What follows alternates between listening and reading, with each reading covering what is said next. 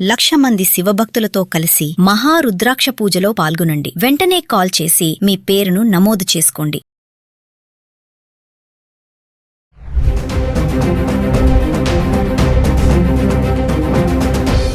నమస్తే, welcome back to Suman TV. భారతదేశంలో sex workers హక్కులకు సంబంధించి దేశ అత్యున్నత న్యాయస్థానం సుప్రీంకోర్టు ఒక చారిత్రాత్మక సంచలన తీర్పు తీసుకొచ్చింది. సుప్రీంకోర్టు ఇచ్చినటువంటి సెక్స్ వర్కర్స్ పై ఈ తీర్పు ఇది హక్కుగా భావించాలా, నేరమా?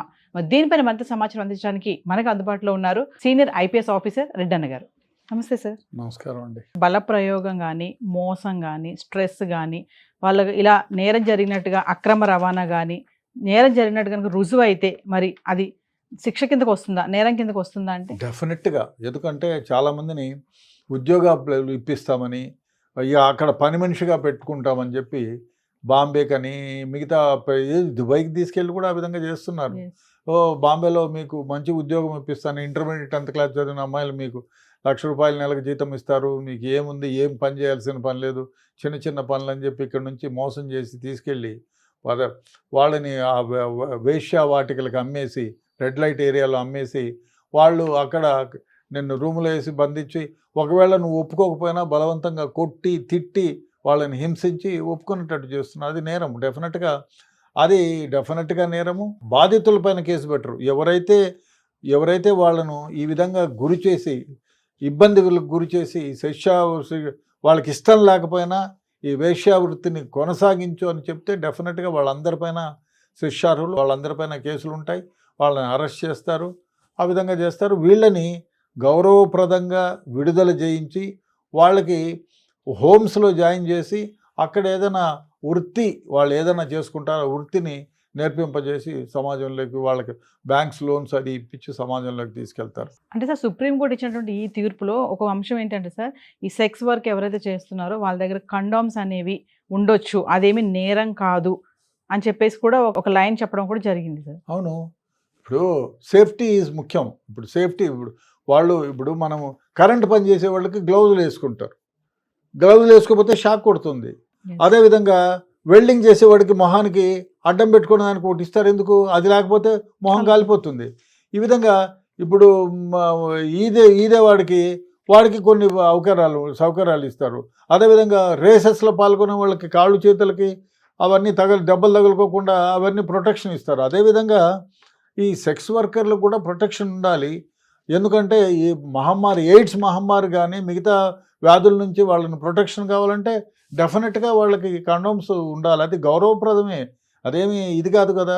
డెఫినెట్గా అది ఉన్నంత మాత్రాన తప్పని ఇంతకుముందు పోలీసులు ఆ విధంగా చేసిన సందర్భాలు కూడా ఉన్నాయి, నేను కాదనలేదు. కండోమ్స్ పెట్టుకొని ఉన్నారు, డజన్ల కొద్దీ కండోమ్స్ ఉన్నాయి అని చెప్పి తప్పులేదు. అది స్పెసిఫిక్గా ఎవరో లేవనెత్తారు కాబట్టి జడ్జి గారు డెఫినెట్గా మంచి ఇది ఇచ్చారు. వాళ్ళ ఆరోగ్యాన్ని వాళ్ళు కాపాడు కోసం ప్రొటెక్షన్గా వీళ్ళు కండోమ్స్ పెట్టుకుంటారు. అది తప్పు లేదు, అది నేరం కాదు, చట్టము కాదు. ఎవరైనా కండోమ్స్ పెట్టుకోవచ్చు. అదేవిధంగా సెక్స్ వర్కర్స్ కూడా కండోమ్స్ పెట్టుకోవచ్చు, తప్పు లేదని జడ్జిమెంట్లో ఇచ్చారు. Very good. ఒకవేళ పోలీసులు కానీ మిగతా వాళ్ళు కానీ పొరపాటున కండోమ్స్ ఉన్నాయి, సుప్రీంకోర్టు వాళ్ళు ఈ విధంగా అనలేదు కదా అని పొరపాటు పడే వ్యవహారం ఉంటుంది. కాబట్టి సెక్స్ వర్కర్స్ డెఫినెట్గా కండోమ్ యూజ్ చేయాలా. వాళ్ళ ఆరోగ్యానికి సంబంధించిన వ్యవహారం, వాళ్ళకి ప్రొటెక్షన్కి సంబంధించిన వ్యవహారం కాబట్టి అది నేరం కాదని స్పెసిఫిక్గా రాయడం డెఫినెట్గా గొప్పతనం జడ్జి గారు. సార్, సెక్స్ వర్కర్స్ది హక్కులకు సంబంధించి ఇచ్చినటువంటి ఈ తీర్పు ఇప్పుడు ఒక కొత్త చర్చకి దారితీస్తుంది అని అనుకోవచ్చా? అంటే ఎందుకు? ఇప్పుడు గుడ్డ ముసుగేసుకొని పోయి చేస్తే తప్పులేదు అంటే ఇప్పుడు మీ ఎవ్వరికీ తెలియకుండా ఎన్ని తప్పులైనా చేయొచ్చు. అట్లాంటిది ఇప్పుడు మామూలుగా ఏమంటే 497 తీసేశారు, అంటే అడల్టరీ తీసేశారు. అంటే 18 ఏళ్ళు నిండిన 21 years నిండిన అబ్బాయి కానీ అమ్మాయి కానీ మ్యారేజ్ అయినా అన్మ్యారీడ్ అయినా వాళ్ళ ఇష్టానుసారంగా ఎవరితోనైనా సెక్షువల్గా ఉండే హక్కు ఉంది. అట్లాంటప్పుడు ఈ చట్టం ఎట్లా వస్తుంది? కాబట్టి డెఫినెట్గా 497 తీసేసిన తర్వాత ఈ చట్టం రావడం నిజంగా గౌరవప్రదమైన చట్టం. ఈ విధంగా వేశ్యావృత్తిని గౌరవించే విధంగా ఉందని చెప్పాలి. ఇది నిజమైన మంచి జడ్జిమెంటు. అదేవిధంగా చాలా సందర్భాల్లో మన పోలీసులు కండోమ్లు ఉన్నాయనో లేకపోతే అమ్మాయి పొట్టి పట్టు డ్రెస్సులు వేసుకుందను. ఇప్పుడు పొట్టి పట్టు డ్రెస్సులు వేసుకుంటే ఇప్పుడు మామూలుగా చాలామంది బజార్లో పొట్టి పట్టులు వేసుకొని చేస్తారు, పోతారు. అంత మాత్రం చేత వాళ్ళని అరెస్ట్ చేస్తామా? సిగ్నల్ చేస్తున్నారని నిజంగా తప్పది. చాలా సందర్భాల్లో బాధ అనిపిస్తుంది. ఇప్పుడు ఈ జడ్జిమెంట్ వచ్చిన తర్వాత అటువంటి వాళ్ళు పోలీసులు అటువంటి కేసులు పెట్టి వాళ్ళని వేధించేటువంటి వ్యవహారం ఉండదు, జరగదు కూడా. అంటే సార్ ఇప్పుడు సెక్స్ వర్కర్స్కి సమాజంలో ఒక గుర్తింపు, అంటే వాళ్ళకి జీవించే హక్కు ఇవన్నీ ఉన్నాయని చెప్తుంది సుప్రీంకోర్టు, తీర్పు ఇచ్చేసింది. మరి అలా నడుస్తుంది అంటారా? బయట సొసైటీ అలా చూస్తుందా వీళ్ళని? అంటే డెఫినెట్గా చూస్తుంది. ఇవాళ మనం చూస్తున్నాం హాస్టల్స్ చూడండి, కో లివింగ్ హాస్టల్స్ ఉన్నాయి. ఏమిటి అది? ఓయో రూమ్స్ అంటే హాస్టల్ లాడ్జ్లు అనుకోండి, బట్ కో లివింగ్ ఉంది. మీరు పెళ్ళైనా కాకపోయినా మీరు కలిసి ఉండొచ్చు. మీకు కలిసి ఉంటే అది నేరం కాదు. కో లివింగ్ హాస్టల్స్ ఉన్నాయి, కొల్లలు. ఇప్పుడు మీ ఇష్టం ఉన్నప్పుడు మీ ఇష్టమైన వ్యక్తి దగ్గర సెక్షువల్గా ఉంటే తప్పేముంది, ఫ్రెండ్లీగా ఉంటే తప్పేముంది. బలవంతం కాకుండా, బలవంతం again it will come as a rape. ఒక మగవాడు ఒక స్త్రీని బలవంతం చేస్తే డెఫినెట్గా ఇట్ ఈస్ అ రేప్. ఇద్దరు కన్సర్న్తో చేస్తే it is not an offence at all. అదే కోవింగ్లు ఇప్పుడు ఇంతకుముందు బాంబే, బెంగళూరు అనుకునేవాళ్ళం. ఇప్పుడు హైదరాబాద్లో ఒక 20% of the hostels are co living hostels are there. కాబట్టి ఇది మంచి జడ్జిమెంట్ బాగా. ఎందుకంటే చాలామంది ఈ కేసుల్లో మగ్గిపోతున్నారు, ఇబ్బంది పడుతున్నారు. పోలీసులు వాళ్ళని హింసించిన సందర్భాలు ఉన్నాయి. కాబట్టి డెఫినెట్గా పోలీసులకు కూడా దీనిపైన, ఈ చట్టం పైన అవగాహన కల్పించాల్సిన అవసరం ఉంది. అదేవిధంగా ఇప్పుడు చాలా సందర్భాల్లో మనం చూస్తూ ఉంటాం, అనేక సందర్భాల్లో స్త్రీలు చాలా విధాలుగా మోసపోయి, కొందరు ఈ మధ్య ఈ స్మార్ట్ ఫోన్ వచ్చిన తర్వాత మీకు మంచి మంచి ఉద్యోగాలు ఇప్పిస్తామనో ట్రాపులు చేసి పిలుచుకుపోయి అక్కడ వేశ్యావాటికలకో లేకపోతే ఒక ఇండ్లలో బలవంతంగా లాక్ చేసి విటులను పంపించి వాళ్ళకి ఇష్టం లేకపోయినా బలవంతంగా చేయిస్తే డెఫినెట్గా ఈ నిర్వాహకులు ఎవరైతే ఉన్నారో వాళ్ళపైన ముందున్న చట్టాలే ఉన్నాయి, వాళ్ళకి జైలు శిక్ష ఇస్తుంది. వీళ్ళని ఎవరైతే అక్కడున్న సెక్స్ వర్కర్స్ ఎవరైతే ఉన్నారో వాళ్ళతోనే విట్నెస్గా చేయించి వాళ్ళ ద్వారానే వీళ్ళపైన కేసులు పెట్టించి వీళ్ళకి జైలుకి పంపించాల్సిన అవసరం ఎంతైనా ఉంది. ఈ చట్టం వచ్చిన తర్వాత ఆ విధంగా జరుగుతుందని నేను భావిస్తున్నాను. అంటే సార్ ఈ తీర్పుని కొంతమంది మిస్యూజ్ చేసుకుంటారు అని అనుకోవచ్చా? Misuse I don't think. ఏమని మిస్యూజ్ చేస్తారు అంటే సెక్స్ వర్కర్స్ పెట్టుకోవచ్చు అని చెప్పి పొలవమని ఒక 10 లాడ్జీలు పెట్టి దాంట్లో బలవంతంగా తీసుకొచ్చి పెడితే మిస్యూజే. బలవంతంగా తీసుకొచ్చి ఆ అమ్మాయి ఆ రోజు కావాలని అది కూడా ఉంది. ఎందుకంటే బలవంతంగా అమ్మేసి తీసుకొచ్చి ఇక్కడ పెట్టి ఇష్టపూర్వకంగానే వచ్చింది అని చెప్పే ప్రమాదం కూడా ఉంది.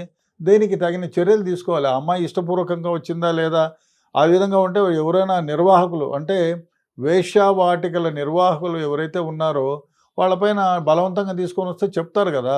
బలవంతం ఇష్టపూర్వకంగా రాని వాళ్ళు డెఫినెట్గా కంప్లైంట్ ఇవ్వచ్చు. ఇప్పుడు ఇంకోటి, వాళ్ళు ఇప్పుడు ఎవరైతే వీళ్ళు ఉన్నారో వాళ్ళని ఎవరైనా బలవంతం చేసి ఇట్లా వాటికల్లో బలవంతం చేసి లాక్ చేసి హింసిస్తే డెఫినెట్గా they have every right to go police స్టేషన్కి వెళ్ళి వాళ్ళపైన కంప్లైంట్ ఇచ్చే ఆస్కారం ఉంది. ఇంతకుముందు భయపడేవాళ్ళు, నువ్వు ఈ వెధవ పని చేస్తున్నావు అనే వెధవ పని అనుకునేవాళ్ళు ముందు. అది కాదు, ఇది గౌరవప్రదమైన వృత్తి. ఏ పని చేసినా వృత్తే, అది గౌరవప్రదమైన వృత్తి. నేను ఈ విధంగా చేసేదానండి, నన్ను బలవంతంగా తీసుకొచ్చారు చెప్తారు, నెలకు నీకు 2 లక్షల రూపాయలు ఇస్తాము అని చెప్పి తీసుకొస్తారు.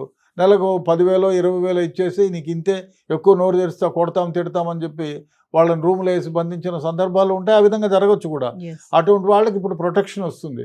పోలీస్ స్టేషన్కి వెళ్ళి ధైర్యంగా నేను వేశ్యావృత్తిని ఎంచుకున్నానండి, నన్ను నెలకింత అని తీసుకొచ్చారు, ఇప్పుడు నన్ను మోసం చేస్తున్నారు, నేను వద్దనుకున్నాను, వీళ్ళ బిహేవియర్ బాగాలేదు అని చెప్పేసి నేను వెళ్ళిపోవాలనుకుంటే నన్ను రూమ్లో బంధించారు కాబట్టి వాళ్ళపైన చర్య తీసుకుని కంప్లైంట్ ఇవ్వచ్చు. వాళ్ళు కంప్లైంట్ ఇస్తే వాళ్ళని అరెస్ట్ చేస్తారు కూడా. అంటే ఈ తీర్పుతో సార్ భారతదేశంలో ఉన్నటువంటి సెక్స్ వర్కర్స్ ఎవరైతే ఉన్నారో వాళ్ళకు కూడా మనం ఇందాక కంట్రీస్ గురించి చెప్పారు, మీరు కొన్ని పెన్షన్స్ ఇస్తున్నారు, ఇన్సూరెన్స్ ఉన్నాయి, మెటర్నిటీ లీవ్స్ ఇస్తున్నారు అని చెప్పారు. మరి అలాంటి సౌకర్యాలు ఇప్పుడు ఈ తీర్పు ద్వారా అలాంటి వాళ్ళకి లభిస్తాయి అనుకోవచ్చు? చెప్పలేము. మెటర్నిటీ ఇప్పుడు ఒక వ్యవస్థ, ఒక కంపెనీ లాంటి వ్యవస్థ ఉంటే మేబీ అది రావచ్చేమో తర్వాత కూడా. ఎందుకంటే తమ ఇష్టానుపూర్వకంగా ఇప్పుడు జిమ్ములో పనిచేసేవాళ్ళు ఉంటారు, అదేవిధంగా తోట పని చేసేవాళ్ళు ఉంటారు, వాళ్ళకి మన దేశంలో లేదు కానీ ఇతర దేశాల్లో తోట పని చేసే వాళ్ళకు కూడా ఇన్సూరెన్స్ కల్పిస్తారు, అరక దున్నే వాళ్లకు ఇన్సూరెన్స్ కల్పిస్తారు, వాళ్ళ పొలంలో ఇన్సూరెన్స్ చేస్తా. అదేవిధంగా వీళ్ళకు కూడా ఇన్సూరెన్స్ చేస్తారేమో చెప్పలేము. జరగవచ్చు కూడా. ఆ విధంగా జరిగితే మంచిదే అనిపిస్తుంది, వాళ్ళకు కూడా ప్రొటెక్షన్ ఉంటుంది. సార్ ఒక విషయం చెప్పండి, మనం ప్రీవియస్గా కొన్ని వీడియోలో మాట్లాడుకున్నాము, అమ్మాయిలు ఈ మధ్య కాలంలో చూసుకుంటే హైదరాబాద్ సిటీలోనే ఆడపిల్లలు నైట్ 10 గంటల తర్వాత రోడ్డు పక్కన ఉండి ఇలాంటి పనులు చేస్తున్నారు అని చెప్పేసి, లైక్ కుక్కట్పల్లి లాంటి ఏరియాస్లో కానీ కొంచెం అవుట్స్కట్స్లో కానీ ఇలా లిఫ్ట్ అడిగేసి వాళ్ళని ట్రాప్ చేసి ఇట్లా చేస్తున్నారని కొన్ని సందర్భాలు మనం కొన్ని వీడియోలు మాట్లాడుకున్నాం కూడా. మరి ఇప్పుడు సుప్రీంకోర్టు ఇచ్చినటువంటి ఈ తీర్పు మరి అలాంటి వాళ్ళకి ఎలా అది యూజ్ అవుతుంది, మరి దాన్ని ఎలా వీళ్ళు దుర్వినియోగం చేసుకుంటారా, దీనివల్ల వచ్చే పరిణామాలు ఎలా ఉంటాయి అంటే? డెఫినెట్గా హనీ ట్రాప్ కోసం చేశారు. ఇంతకుముందు దారిలో నిలబడుకొని చేతులు ఊపడం, చేతులు ఊపితే వాళ్ళని ఎక్కించుకొని నన్ను బలవంతం చేశారు. ఆ విధంగా చేస్తే పోలీసులు కేసు పెట్టాలి, వాళ్ళని అరెస్ట్ చేయొచ్చు, తప్పులేదు. ఎందుకంటే అది వేరే హనీ ట్రాప్ అంటే అవతల వ్యక్తికి ఏదో నీకు సహాయం చేయడానికి పోతే వాడు నిన్ను రేప్ చేసినాడనో, లేకపోతే నీ దగ్గర ఉండే నగలు చేశాడనో, నువ్వు ఇబ్బందిగా ఉన్నానని చెప్పి వాడిని భయపెట్టి వాని దగ్గర నుంచి డబ్బు తీసుకుంటే డెఫినెట్గా అది నేరమే, వాళ్ళపైన కేసులు పెడతారు, వదలరు. దానికి దీనికి సంబంధం లేదు. మీరు ఇష్టంగా సెక్స్కి ఒప్పుకొని వాళ్ళతో సెక్స్ ఉండడం వేరే, ఇది అట్లా కాదు కదా. వాడు నన్ను డ్రాప్ చేయమని నన్ను అక్కడ ఆపుతాను, బాబు నాకు బాగలేదు, మా చెల్లి హాస్పిటల్లో ఉందో, మా అమ్మ హాస్పిటల్లో ఉందో, అక్కడ దించమని చెప్పి నిర్మాణ ప్రదేశంలోకి ఎవరినైనా తీసుకెళ్ళి అక్కడ అయిన తర్వాత గుడ్డలు చించుకొని వీడు రేప్ చేసేదానికి పోయినాడని నువ్వు 100కి ఫోన్ చేస్తానని బెదిరించి వాని దగ్గర ఉండే చైను, ఉంగరము, సెల్ ఫోన్ గుంజుకొని పోతే అది డెఫినెట్గా బ్లాక్మెయిల్ చేసినట్టే, అది వాళ్ళపైన కేసు పెడతారు. దానికి దీనికి సంబంధం లేదు, అది ఇదే. ఎందుకంటే వాళ్ళు మోసం చీటింగ్ చేస్తున్నారు. This is called honey trap. ఈ విధంగా జరిగిన చాలా సందర్భాలు ఉన్నాయి. భయపడిపోయి చాలామంది డబ్బులు ఇచ్చేసి దండం పెట్టి వచ్చిన వాళ్ళు కూడా చాలామంది ఉన్నారు. కొన్ని సొసైటీలో ఏంటంటే కొంతమంది అనే వాదన ఏంటంటే కొన్ని ఇలాంటి చట్టాలు రావడం వల్ల సమాజంలో కొన్ని నేర ప్రవృత్తి అన్నీ పెరిగిపోతున్నాయి, మిస్యూజ్ చేసుకుంటున్నారు కొంతమంది అని అంటున్నారు. మరి ఫైనల్గా ఒక విషయం చెప్పండి సార్, ఇప్పుడు సుప్రీంకోర్టు ఇచ్చినటువంటి ఈ సెక్స్ వర్కర్స్ హక్కులకు సంబంధించి వాళ్ళకి జీవించే హక్కు ఉంది, గౌరవంగా ఉండొచ్చు, వాళ్ళు చేసే అది కూడా ఒక వృత్తిగా భావించాలని కూడా చెప్తున్నారు. మరి దీనికి ఏమంటే విమర్శలు కూడా లేవనెత్తుతూ ఉంటారు కొంతమంది, మరి వాళ్ళతో మీరు ఏకీభవిస్తారా అంటే? లేదండి, విమర్శ అత్యున్నత న్యాయస్థానం చాలా విధాలుగా ఆలోచన చేసి, ఇది 22 ఏళ్ల కేసు అండి, ఇప్పుడుది కాదు, 22 years బ్యాక్ ఫైల్ చేసిన కేసు ఇప్పుడు వచ్చింది. అదే కరెక్ట్ టైంలో వచ్చింది. ఎందుకంటే చాలా మార్పులు వచ్చాయి సమాజంలో. మార్పుకు తగ్గట్టుగా 497 తీసేసి 3-4 years అయిపోయింది. సో మార్పులు జరుగుతున్న సమాజంలో అందుకని ఆ రాజ్యాంగాన్ని కూడా సవరించారు. సో ఆ విధంగా రాజ్యాంగ సవరణ జరిగింది, ఐపీసీ సిఆర్పిసి కూడా సవరణ జరిగింది. అటువంటి సందర్భంలో 22 ఏళ్ల క్రితం ఫైల్ చేసింది సుప్రీంకోర్టులో ఇప్పుడు వచ్చింది. సుదీర్ఘ ఆలోచన తర్వాత ప్రజలు అందరూ ఏ విధంగా ఉండాలి అని ఆమోదించదగ్గ జడ్జిమెంట్ వచ్చింది. నిజంగానే ఒకవేళ ఇది 10 ఏళ్ల క్రితమే అయితే 10 ఏళ్ల క్రితమే ఈ కేసు విచారణకు వచ్చి ఉంటే ఇంత గొప్ప జడ్జిమెంట్ వచ్చేది కాదేమో. ఇవాళ సమాజంలో ఉన్న మార్పులకు అనుగుణంగా ఇప్పుడు ఈ జడ్జిమెంట్ వచ్చింది. నిజంగా హర్షించదగ్గ జడ్జిమెంటు. ఇది చాలామంది జీవితాల్లో వెలుగులు నింపేటువంటి, ఎందుకంటే చాలామంది పొట్టకూడ్చి కోసము జరక్కను తన ఇష్టానుసారంగాను తమ ఇష్టానుసారంగా తమకు ఇష్టమై జరిగే వృత్తిని మీ పోలీసులు బాధించి చేసి వాళ్ళ దగ్గర పిండుకొని తిన్న సందర్భాలు ఉన్నాయి. చాలామంది వాళ్ళ దగ్గర నుంచి ఈ వృత్తిని నమ్ముకొని ఎవరైనా ఎక్కడన్నా ఉంటే ఆ నిర్వాహకుల దగ్గర నుంచి డబ్బులు తీసుకున్న సందర్భాలు ఉన్నాయి, చాలా ఉన్నాయి ఈ సమాజంలో. కానీ అటువంటి అన్నీ ఇప్పుడు లేకుండా పోతాయి కదా. సో ఇటువంటి వాళ్ళను మీరు ఏదో కండోమ్ పెట్టుకున్నారు, మీ దగ్గర అన్ని కండోములు ఉన్నాయి, ఎందుకు, నీ మొగుడు లేడు కదా, నువ్వు నీ ఇంకొక అమ్మాయి ఇక్కడే ఉంటున్నారు, వేశ్యావృత్తి చేస్తున్నారంటే ఇప్పుడు ఆ మాట అనడానికి లేదు, ఆ కేసు పెట్టడానికి లేదు. కాబట్టి ఇది చాలామంది జీవితాల్లో వెలుగులు నింపే జడ్జిమెంట్ అని నేను భావిస్తున్నాను. Thank you sir.